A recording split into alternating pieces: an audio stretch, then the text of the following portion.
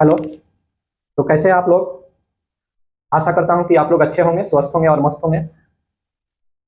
मैं आज आप लोगों को एक न्यू पॉइंट लेकर के आया हूं और उस पॉइंट का नाम है महाजनपद। तो आज हम आप लोगों को जनपद के बारे में, महाजनपद के बारे में कुछ बताएंगे और आज आप लोग जानेंगे कि महाजनपद क्या होता है, महाजनपद कैसा शब्द है, उस शब्द का मतलब क्या होता है, भारत में कितने महाजनपद है, कौन कौन महाजनपद भारत के किस किस राज्य में है, कौन सा महाजनपद सबसे शक्तिशाली राज्य के रूप में सामने आया था। तो आज आप लोग महाजनपद को अच्छे ढंग से समझेंगे, क्योंकि महाजनपद से परीक्षा में प्रश्न बनते हैं। आप लोग को पता होगा, अगर आप लोग बिहार पुलिस के एग्जाम देते होंगे, दिए होंगे, एसएससी के एग्जाम दिए होंगे, रेलवे के एग्जाम दिए होंगे, तो आप लोग देखे होंगे कि महाजनपद से क्वेश्चन रहता ही है। तो आज हम आप लोगों के लिए महाजनपद ही लेकर के आए हैं और हम लोग महाजनपद को ही आज समझेंगे कि क्या होता है महाजनपद। तो देखिए, बोर्ड पर लिखा गया है महाजनपद के बारे में। हम आप लोगों को उसको समझाते हैं और बताते हैं कि महाजनपद क्या होता है, कहाँ कहाँ कौन सा महाजनपद है, कुल कितने महाजनपद है, सबसे शक्तिशाली महाजनपद कौन सा है और इसके बारे में जानकारी कहाँ से और किससे मिलती है। तो आइए बिना देरी किए हुए हम लोग समझेंगे महाजनपद। यहाँ देखिए लिखा गया है कि प्राचीन भारत में छठी से चौथी शताब्दी, याद रखिएगा ये प्राचीन काल का समय है, ठीक है, ये प्राचीन भारत का समय है, प्राचीन काल का समय है, बहुत पहले की बात है। बताया गया है कि प्राचीन भारत में छठी से चौथी शताब्दी के पहले यह अस्तित्व में आया था एक राज्य के रूप में। राज्य कह लीजिए या प्रशासनिक इकाई कह लीजिए, ठीक है। तो यह एक प्रकार का राज्य था या प्रशासनिक इकाई था। तो आज आपको इस बात की पता चल गई कि महाजनपद होता क्या है। तो महाजनपद एक प्रकार का राज्य होता है या महाजनपद एक प्रकार का प्रशासनिक इकाई होता है, ठीक है। तो महाजनपद अब आपको क्लियर समझ में आ गया होगा कि महाजनपद का मतलब क्या होता है। तो महाजनपद का मतलब होता है एक प्रकार का राज्य या एक प्रकार की प्रशासनिक इकाई। ये कब की बात है? तो छठी से चौथी शताब्दी की बात है और उसके भी पहले की बात है और प्राचीन काल की बात है, ठीक है। अब आपको समझना है, जिनमें से 16 सबसे प्रसिद्ध थे। तो महाजनपद तो ऐसे बहुत था, बहुत सारा राज्य था, बहुत सारा प्रशासनिक इकाई था, ठीक है। राज्य बहुत सारा था, प्रशासनिक इकाई बहुत था, लेकिन उनमें से हम लोगों को जो पढ़ना है प्रमुख रूप से उस 16 ही था।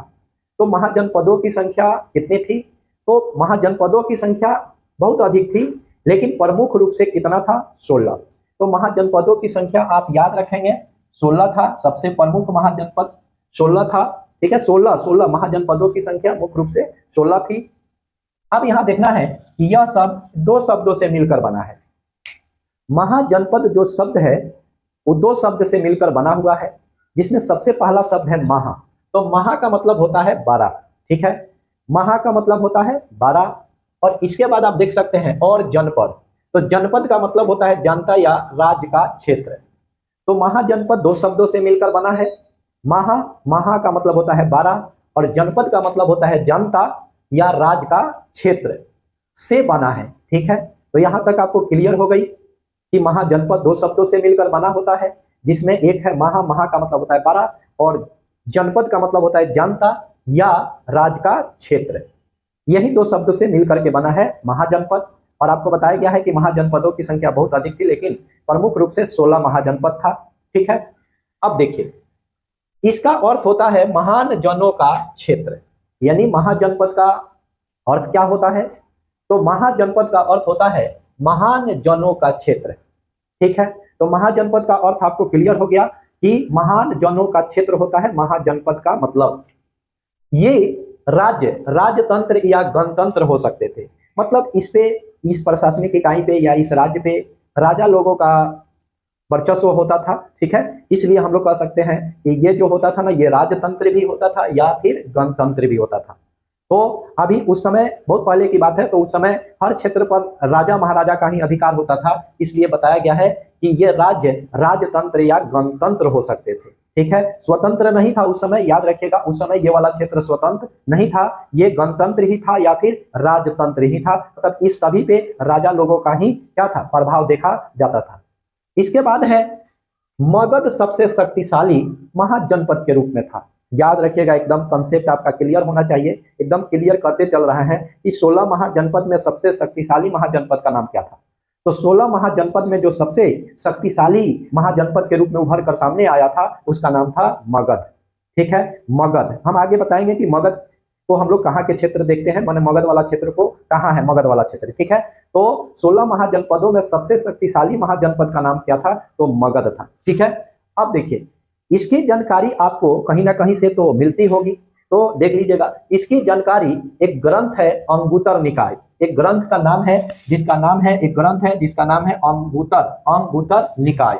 ठीक है, तो इसकी जानकारी आपको किस ग्रंथ में मिलती है, अंगुतर निकाय। एक और यहाँ से प्रश्न आपको सीखने लायक है कि अंगुतर निकाय, ठीक है, किसका ग्रंथ है, तो आपको याद रखना है बौद्ध ग्रंथ है, यानी जो लोग बौद्ध है धर्म को मानने वाले थे उनका एक ग्रंथ था जिसका नाम था अंगुतर निकाय। तो आपको याद रखना है, आपसे मतलब कहीं भी आपसे प्रश्न दिया जाए कि अंगुतर निकाय कैसा ग्रंथ है या किसका ग्रंथ है, तो बौद्ध धर्म को मानने वाले लोगों का ग्रंथ है अंगुतर निकाय। और महाजनपदों के बारे में किस ग्रंथ से जानकारियां प्राप्त होती है, तो यहां से आपको याद रखना है अंगुतर निकाय। क्लियर, ठीक है, कोई भी दिक्कत नहीं होनी चाहिए। अब आते हैं कि कुल 16 जो महाजनपद था, उस 16 महाजनपद का नाम क्या था और उनकी राजधानी कहाँ हुआ करती थी, और साथ में उन वह किन क्षेत्रों तक था, तो इसी को हम लोग देखेंगे। यानी 16 महाजनपद देखेंगे और 16 महाजनपद की राजधानियां देखेंगे और उसके बाद देखेंगे कि उसका विस्तार किन किन क्षेत्रों में था। तो आइए देखते हैं महाजनपद 16 महाजनपद को हम लोग देखेंगे। तो देखिए सबसे पहले है अंग। ठीक है, तो एक अंग महाजनपद था ना, अंग, तो अंग महाजनपद की राजधानी थी चंपा। और चंपा ये भागलपुर, आप जानते हैं भागलपुर बिहार में है, मुंगेर बिहार में है, तो भागलपुर और मुंगेर वाला क्षेत्र में ही फैला था। ठीक है, इसलिए हम लोग कह सकते हैं कि जो अंग महाजनपद था उसकी राजधानी चंपा थी और ये बिहार में ही स्थित है, बिहार में, और क्षेत्र भागलपुर और मुंगेर वाला क्षेत्र में है। ठीक है, तो भागलपुर और मुंगेर वाला क्षेत्र, कौन सा जनपद, अंग, राजधानी कहाँ, चंपा, और किस राज्य में स्थित, बिहार, और क्षेत्र भागलपुर और मुंगेर। अब दूसरा जो महाजनपद था उसका नाम था मगध। मगध महाजनपद ही आपको बताया गया है कि 16 महाजनपद में मगध महाजनपद ही सबसे शक्तिशाली महाजनपद के रूप में उभर कर सामने आया था। तो मगध, इसकी जो राजधानी थी ना, आप राजगृह कह सकते हैं या गिरिब्रज, उसी को राजगृह या उसी को गिरिब्रज भी कहा जाता है। तो आपको याद रखना है कि मगध की राजधानी यानी मगध महाजनपद की राजधानी कहाँ थी, तो गिरिब्रज या फिर राजगृह। और ये कहाँ था, तो ये भी बिहार में ही था, बिहार में, और खास करके पटना और गया वाले क्षेत्रों में इनका विस्तार था। मगध का विस्तार कहाँ तक था, तो पटना और गया वाले क्षेत्रों में। ठीक है, तो ये हो गया मगध महाजनपद जिसकी राजधानी गिरिब्रज या राजगिरी, और इनका विस्तार कहाँ से कहाँ तक, तो इनका विस्तार था पटना और गया के क्षेत्रों तक। ठीक, इसके बाद आते हैं तीसरा महाजनपद में। तो तीसरा महाजनपद का नाम है काशी, और काशी की राजधानी जो है ना वो वाराणसी है। ठीक है, यहाँ लिखा गया है उत्तर प्रदेश में ये स्थित है, और बनारसी के आसपास के क्षेत्रों में ये था, जिसका नाम था कौन, जिसका नाम था काशी। तो काशी महाजनपद की राजधानी कहाँ थी, वाराणसी। ठीक है, और वाराणसी कहाँ है, उत्तर प्रदेश में, इसलिए बनारसी के आसपास के क्षेत्रों में ये स्थित था। इसके बाद आते हैं चौथे नंबर पे वत्स्य, यानी वत्स्य भी एक महाजनपद था जिसकी राजधानी थी कौशाम्बी। तो वत्स्य की राजधानी कहाँ थी, कौशाम्बी थी। और ये किस राज्य में है, तो ये भी आपका उत्तर प्रदेश राज्य में है।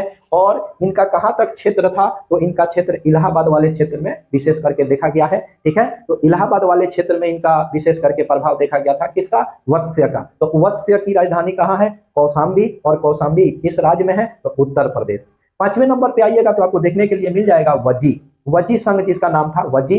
तो वज्जी की राजधानी वैशाली थी, और इसी को हम लोग विदेह और इसी को हम लोग मिथिला वाला क्षेत्र भी कहते हैं। तो आपको याद रखना है कि वज्जी की राजधानी कहाँ थी, तो वज्जी की राजधानी थी वैशाली। ठीक है, वैशाली आप नाम सुने हैं, बिहार में ही है, ये बिहार में ही है वैशाली। तो वैशाली, विदेह, मिथिला, इनको तीनों नाम से, यानी तीनों नाम से आप जान सकते हैं इनको, वैशाली, विदेह और मिथिला।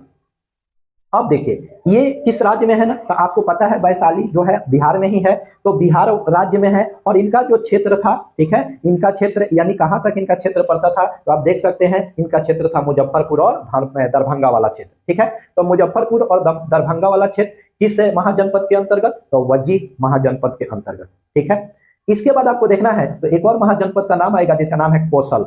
कौशल, तो कौशल महाजनपद की राजधानी कहाँ है, तो याद रखिएगा श्रावस्ती। तो कौशल महाजनपद की राजधानी है श्रावस्ती। और श्रावस्ती कहाँ है, तो श्रावस्ती आपका मतलब उत्तर प्रदेश राज्य में स्थित है, ठीक है। इसलिए आपको अगर आप देखें कि कौशल की राजधानी कहाँ है, तो श्रावस्ती और उत्तर प्रदेश राज्य में है। लेकिन विशेष करके इनका जो क्षेत्र था वो कहाँ तक था, तो फैजाबाद, गोंडा और बहराइच, ठीक है। फैजाबाद उत्तर प्रदेश वाला हिस्सा, फिर गोंडा उत्तर प्रदेश वाला, और फिर बहराइच उत्तर प्रदेश वाला हिस्सा। तो यहां तक आपको कौशल तक हमने बता दिया। कौशल कहाँ, श्रावस्ती। इसके बाद एक महाजनपद है अवंती, ठीक है, अवंती महाजनपद। तो अवंती महाजनपद जो है ना उसकी राजधानी उज्जैन है, उज्जैन, ठीक ना, उज्जैन, या इसको महिष्मती भी कहा जाता है, महिष्मती, आप देख सकते हैं। तो अवंती की राजधानी उज्जैन या महिष्मती। और उज्जैन, आपको उज्जैन से आपको आराम से याद आ रहा होगा मध्य प्रदेश, ठीक है। तो मध्य प्रदेश में ही उज्जैन नामक का स्थान है। तो डायरेक्ट हम लोग कह सकते हैं कि ये मध्य प्रदेश राज्य में स्थित है, ठीक है। इसकी राजधानी अवंती की, तो अवंती की राजधानी उज्जैन, और उज्जैन किस राज्य में है, तो मध्य प्रदेश राज्य में है। और खासकर इनका जो क्षेत्र था मालवा के क्षेत्र तक था, मालवा, ठीक है, मालवा। तो आपको अवंती तक याद हमने करवाया कि अवंती की राजधानी उज्जैन, इसी को हम लोग कहते हैं महिष्मती, और ये किस राज्य में है, मध्य प्रदेश। और किन मतलब कहां तक इनका विस्तार है, तो मालवा तक, ठीक है, मालवा का क्षेत्र तक। इसके बाद आप देखेंगे एक और महाजनपद है जिसका नाम है मल्ल, मल्ल महाजनपद। तो मल्ल की जो राजधानी है कुशावती है, कुशावती, ठीक है। तो मल्ल की आप राजधानी देख सकते हैं, मल्ल की राजधानी कुशावती है। और ये कुशावती जो है ना उत्तर प्रदेश राज्य में स्थित है। किस राज्य में, उत्तर प्रदेश राज्य में स्थित है कुशावती। और खास करके इनका जो क्षेत्र पड़ता था देवरिया, बस्ती और गोरखपुर, ठीक है, देवरिया, बस्ती और गोरखपुर। तो ये है मल्ल। तो मल्ल की राजधानी कुशावती, और कुशावती जो है ना ये उत्तर प्रदेश में है, और क्षेत्र इसका पड़ता था देवरिया, बस्ती और फिर उत्तर प्रदेश। क्लियर हो गया। इसके बाद आते हैं तो आपको एक और मिलेगा जो महाजनपद, उसका नाम है पंचाल। देख सकते हैं आप पंचाल। तो पंचाल जो महाजनपद है उसकी राजधानी कहाँ है, तो अहिच्छत्र, कहाँ, अहिच्छत्र या कंपीपल्य, कमपिल्य, कमपिल्य, ठीक है। क्या लिखा गया है यहाँ, कमपिल्य। लेकिन आप याद रखिएगा अहिच्छत्र, अहिच्छत्र कहाँ की राजधानी, पंचाल की। और ये वाला किस राज्य में है, तो ये भी उत्तर प्रदेश राज्य में है, ठीक है, उत्तर प्रदेश राज्य में है। यानी पंचाल की जो राजधानी है अहिच्छत्र है, और ये उत्तर प्रदेश राज्य में है। लेकिन इनका प्रभाव किन क्षेत्रों में अधिकतर देखा गया था, तो बरेली, बदायूं और फर्रुखाबाद, ठीक है। तो आप याद रखिएगा बरेली, बदायूं और फर्रुखाबाद, ठीक है। अब आइएगा तो एक और महाजनपद का नाम मिलेगा जिसका नाम है चंदी, ठीक है। कौन सा महाजनपद है, तो ये है आपका चंदी। एक बार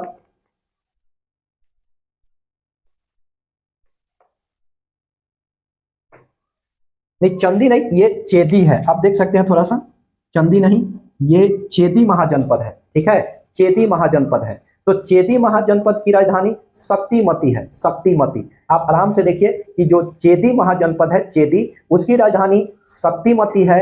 और यह किस राज्य में स्थित है, तो यह भी आपका उत्तर प्रदेश राज्य में स्थित है। किस राज्य में, उत्तर प्रदेश राज्य में स्थित है। और इनका जो क्षेत्र था वो बुंदेलखंड वाला क्षेत्र था। कौन सा क्षेत्र था, बुंदेलखंड वाला क्षेत्र था, ठीक है। तो यहाँ सबसे नीचे है चेदी महाजनपद, और इसकी राजधानी शक्तिमती, और उत्तर प्रदेश में यह स्थित है, और क्षेत्र है बुंदेलखंड वाला क्षेत्र, ठीक है। अब कुछ इधर भी लिखा गया है महाजनपद का नाम, जिसमें यहाँ है कुरु, कुरु महाजनपद, कुरु। तो कुरु महाजनपद की राजधानी है इंद्रप्रस्थ, ठीक है। तो आपको याद रखना है कुरु महाजनपद की राजधानी, तो कुरु महाजनपद की राजधानी है इंद्रप्रस्थ। और ये कहाँ स्थित है, तो आपको देखने के लिए मिलेगा दिल्ली, मेरठ और हरियाणा वाला क्षेत्र में, ठीक है। तो कुरु, ठीक है, कुरु, कुरु महाजनपद की राजधानी इंद्रप्रस्थ, और इंद्रप्रस्थ वाला क्षेत्र आपको मिलेगा दिल्ली, फिर आपको मेरठ, और फिर आपको हरियाणा वाले क्षेत्रों में, ठीक है। तो दिल्ली, मेरठ और फिर हरियाणा वाले क्षेत्रों में कौन सा महाजनपद देखने को मिलता है, तो आप याद रखिएगा कुरु, ठीक है, राजधानी इंद्रप्रस्थ। एक और महाजनपद है जिसका नाम है मत्स्य, ठीक, मत्स्य जनपद। तो मत्स्य महाजनपद की जो राजधानी है ना विराटनगर, ठीक है। तो आपका महाजनपद का नाम हो गया मत्स्य, और आपका राजधानी हो गया मत्स्य का विराटनगर, और ये कहाँ है, तो ये राजस्थान में है। कहाँ, राजस्थान राज्य में है, ठीक ना। तो मत्स्य की राजधानी विराटनगर, और विराटनगर किस राज्य में पड़ता है, तो राजस्थान में। एक और महाजनपद का नाम है, आप देख सकते हैं, कंबोज। कंबोज महाजनपद, तो आपको याद रखना है कंबोज महाजनपद की जो राजधानी है हाटक। तो कंबोज महाजनपद की राजधानी कहाँ है, हाटक है। और ये स्पेशल दो देशों में देखने को लिए, मतलब इसको दो देशों में देखा जा सकता है, जिसमें एक पाकिस्तान और फिर अफगानिस्तान, ठीक है। तो कंबोज महाजनपद की राजधानी हाटक, और आपको देखने के लिए मिलेगा पाकिस्तान और फिर अफगानिस्तान देश के कुछ हिस्सों में, ठीक है। इसके बाद आपको देखना है महाजनपद का नाम सूरसेन। तो एक सूरसेन महाजनपद है। सूरसेन महाजनपद की राजधानी है मथुरा। आपको पता हो गया आज की सूरसेन महाजनपद की राजधानी मथुरा, और मथुरा आप पहले से जानते हैं यूपी में स्थित है, उत्तर प्रदेश में स्थित है, और किस किन क्षेत्रों में इसको देखा जाता है, तो मथुरा वाले स्पेशल करके मथुरा वाले क्षेत्रों में, ठीक है। तो सूरसेन की राजधानी मथुरा, और मथुरा उत्तर प्रदेश, ठीक है, राज्य हो गया और क्षेत्र हो गया मथुरा। इसके बाद एक और महाजनपद है जिसका नाम है असमक। असमक महाजनपद, तो असमक महाजनपद, इसकी जो राजधानी है पोटली, या इसको पोतन भी कहा जाता है, पोतन। तो असमक महाजनपद की राजधानी पोटली या पोतन, और ये कहाँ है, तो ये है आपका दक्षिण भारत का एकमात्र महाजनपद है, और गोदावरी नदी के क्षेत्र में, ठीक है। तो गोदावरी नदी के क्षेत्र वाला जो हिस्सा है, गोदावरी नदी, ठीक है। तो गोदावरी नदी के क्षेत्र में जो हिस्सा, गोदावरी नदी कभी जाइएगा गोदावरी नदी घूमने, और गोदावरी नदी के आसपास का जो क्षेत्र आपको मिलेगा, तो आप समझ जाइएगा कि ये असमक महाजनपद है। कौन सा, असमक महाजनपद है, और उसकी राजधानी कहाँ है, कोटली। और यहाँ करके मतलब ये एक विशेष प्रकार का महाजनपद है, क्योंकि आप इसको अच्छा से याद कीजिएगा, क्योंकि आपसे पूछा जाएगा कि दक्षिण भारत का एकमात्र महाजनपद का नाम क्या है, तो दक्षिण भारत का एकमात्र महाजनपद का नाम है, उसका नाम है असमक, ठीक है। तो असमक महाजनपद दक्षिण भारत वाला क्षेत्र, और खास करके गोदावरी नदी के आसपास वाला क्षेत्र, और इसकी राजधानी कोटली। अब अंतिम में एक महाजनपद का नाम आ रहा है 16वें नंबर पे, जिसका नाम है गंधार, ठीक है।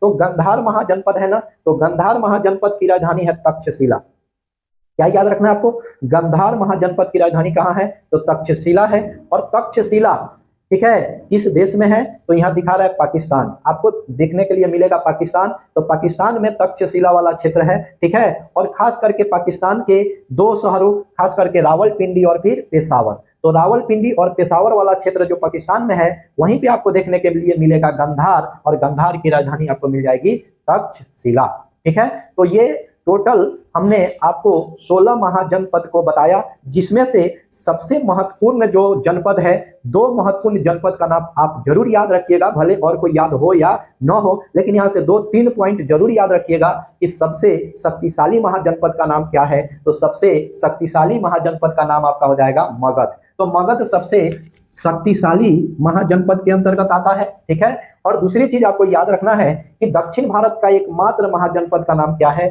तो दक्षिण भारत का एकमात्र महाजनपद का नाम है असमक, ठीक ना। यहां से 1-2 पॉइंट और आपको याद करनी है कि सबसे अधिक महाजनपद कहां मिले हैं, यानी किस राज्य में सबसे अधिक महाजनपद देखने को मिलता है, तो सबसे अधिक महाजनपद देखने को मिलता है उत्तर प्रदेश में। आप देख सकते हैं, तो सबसे अधिक महाजनपद आपको मिल जाएगा इन क्षेत्रों में, तो सबसे अधिक महाजनपद देखने को मिलेगा आपको उत्तर प्रदेश में। और दूसरे स्थान पे आएगा तो आप बिहार बता सकते हैं, तो सबसे अधिक महाजनपद उत्तर प्रदेश, और उसके बाद वाला नंबर आएगा उससे कम महाजनपद आपको देखने के लिए मिलेगा बिहार। तो अगर आप कहिए तो सम्मिलित रूप से बिहार और यूपी में ही सबसे अधिक महाजनपद देखने के लिए आपको मिल जाएगा। 1-2 पॉइंट और यहाँ से याद रखना है कि जो महाजनपद की जानकारी हमको मिलती है, आखिर कहाँ से मिलती है, तो आप पहले से याद किए हुए हैं अंगुत्तर निकाय। एक पॉइंट और आपको याद रखना है कि अंगुत्तर निकाय क्या है, तो अंगुत्तर निकाय बौद्ध ग्रंथ है। क्या है, बौद्ध ग्रंथ है, ठीक है। दूसरी चीज कि टोटल महाजनपदों की संख्या हम लोग को कितनी पढ़नी है प्रमुख रूप से, तो प्रमुख रूप से हम लोग को महाजनपदों की संख्या 16 पढ़नी है, ठीक है, 16 पढ़नी है, ठीक ना। और वहीं फिर से आप महाजनपद का अर्थ क्या होता है, महाजनपद कितने शब्दों से मिलकर के बना है। तो मैंने अपने तरफ से कोशिश किया कि आपको महाजनपद सरल भाषा, आसान भाषा, सिंपल में हम आपको समझा दें, ठीक है, ताकि आपको कोई दिक्कत ना हो महाजनपद से। तो आप बताइए इस वीडियो को देखने के बाद, एनालिसिस करने के बाद, पढ़ने के बाद कि आपको ये वीडियो कैसा लगा। अच्छा लगे तो आप कमेंट कीजिए, लाइक कीजिए और अपने दोस्तों के पास शेयर कीजिए और बताइए कि सर अब किस पॉइंट पे आप कमेंट करिए कि सर हमको इस पॉइंट पे वीडियो चाहिए, तो हम उस पॉइंट पे वीडियो बना के और आपके पास भेज देंगे, यानी यूट्यूब के माध्यम से आप लोगों को उस पॉइंट पे भी वीडियो बना देंगे ताकि आप लोगों का ये क्लियर हो जाए। ठीक है, तो चलिए बताइए कि आपको ये वीडियो कैसा लगा। ठीक है, अच्छा लगे तो लाइक कीजिए, कमेंट कीजिए और अपने दोस्तों के पास शेयर कीजिए। तब तक के लिए धन्यवाद।